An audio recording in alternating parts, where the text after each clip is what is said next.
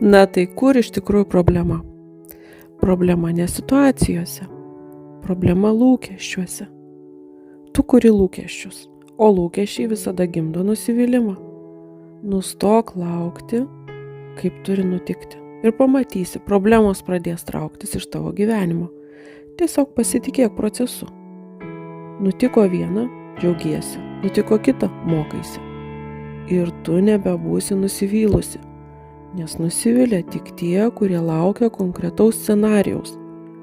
Kai tu kasdien, rytą ir vakarą kažko geidi, gyvenimas tarsi sako, stop, tarsi primena. Tu pati savo pasakei, aš būsiu laiminga tik tada, kai tai nutiks. O ar pats gyvenimas jau nėra laimė?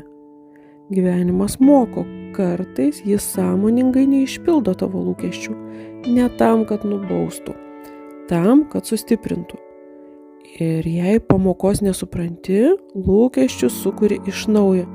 O gyvenimas kantrus, jis neturi termino, jis mokys tave tol, kol išmoksi. Žmonės pavargsta mokyti, o gyvenimas niekada, jis eina iki rezultato. Kai nustoji kurti lūkesčius, gyvenimas sako, o, šaunuolė. Ir tada tau viskas pradeda sektis, o tu tiesiog stebi ir džiaugiesi bet kokia situacija. Vietoj nusivylimo tu priimi tai kaip pamoką, o pamoka tai tik pamoka, ji daro tave stipresnę, nes bausti tavęs gyvenime nėra už ką. Tu negali nuvilti gyvenimo. Gyvenimas visada tavo pusėje.